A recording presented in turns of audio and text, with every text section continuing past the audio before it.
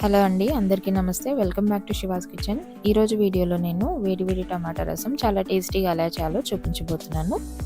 So late చేయకుండా దీనికి కావాల్సిన పదార్థాలు ఏంటో చూసేద్దాం.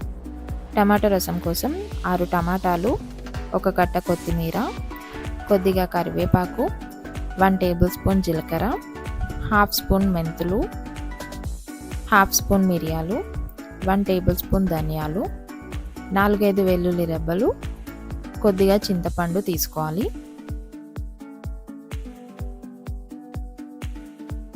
ముందుగా ఒక గిన్నె తీసుకొని అందులో టమాటాలు వేసుకోవాలి. టమాటాలు వేసుకున్న తర్వాత ఇందులోనే చింతపండు కూడా వేసుకొని టమాటాలు మునిగేంత వరకు నీళ్లు పోసుకోవాలి. తర్వాత స్టవ్ ఆన్ చేసుకొని ఒక 5 నిమిషాలు టమాటాలని ఉడికించాలి. టమాటాలు ఇలా ఉడికిన తర్వాత వీటిని పొట్టు తీసుకొని మొత్తం మిక్సీ జాడీలో వేసుకొని చింతపండు కూడా ఇందులోనే వేసుకొని ఇలా పేస్ట్ చేసి పక్కన పెట్టుకోవాలి. తర్వాత వేరే మిక్సీ జాడీలో మనం తీసి పెట్టుకున్న వెల్లుల్లి రెబ్బలు, ధనియాలు, జీలకర్ర, ఆవాలు, మెంతులు మొత్తం కచ్చాపచ్చాగా దంచి పెట్టుకోవాలి. ఇలా మిక్సీ పట్టి పక్కన పెట్టుకోవాలి. తర్వాత స్టవ్ ఆన్ చేసుకొని రసం కోసం ఒక గిన్నె తీసుకోవాలి. అందులో మనం 2 టేబుల్ స్పూన్ ఆయిల్ వేసుకోవాలి. అందులోనే 1/2 స్పూన్ జీలకర్ర, 1/2 స్పూన్ ఆవాలు, 4-5 ఎండుమిరపకాయలు వేసుకొని ఇవి కొద్దిగా ఫ్రై అవ్వనివ్వాలి. ఇవి ఫ్రై అయిన తర్వాత ఇందులోనే కొంచెం కరివేపాకు కూడా వేసుకొని ఇవి కూడా కొద్దిగా ఫ్రై చేసుకోవాలి.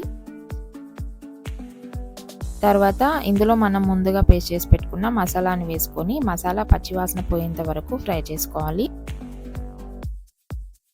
మసాలా ఫ్రై అయిన తర్వాత ఇందులోనే 1/2 స్పూన్ పసుపు వేసుకోవాలి. పసుపు కూడా పచ్చివాసన పోయేంత వరకు ఫ్రై చేసుకోవాలి.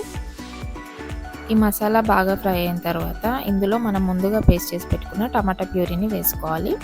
టమాటా ప్యూరీ వేసుకున్న తర్వాత మిగిలిన ప్యూరీని వాటర్తో కలుపుకొని ఇందులో వేసేసుకోవాలి. ఇందులోనే 2 టేబుల్ స్పూన్ కారం, 1 టేబుల్ స్పూన్ ఉప్పు కూడా వేసుకొని ఒకసారి కలుపుకోవాలి.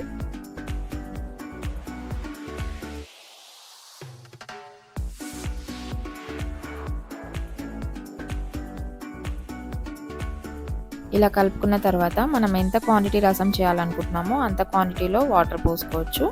నేను 2 గ్లాస్ వాటర్ పోసుకుంటున్నాను. తర్వాత ఒక 10 నిమిషాలు రసాన్ని మరగనివ్వాలి. రసం మరిగేటప్పుడే ఇందులో మనం కట్ చేసి పెట్టుకున్న కొత్తిమీరను కూడా వేసుకోవాలి. రసం ఇలా 10 నిమిషాలు మరిగిన తర్వాత స్టవ్ ఆఫ్ చేసి వేడి అన్నంతో సర్వ్ చేసుకొని తినేయండి. అంతేనండి, ఎంతో టేస్టీ అయిన టమాటా రసం. ఈ రెసిపీ మీరు కూడా ట్రై చేసి ఎలా వచ్చిందో నాకు కామెంట్ బాక్స్లో పెట్టండి. ఈ వీడియో కనుక మీకు నచ్చినట్లయితే లైక్ చేయండి, షేర్ చేయండి, కామెంట్ చేయండి. మరిన్ని ఇంట్రెస్టింగ్ రెసిపీస్ కోసం మా ఛానల్ని సబ్స్క్రైబ్ చేసుకోవడం మర్చిపోకండి. పక్కనే ఉన్న బెల్ ఐకాన్ నొక్కడం కూడా మర్చిపోకండి.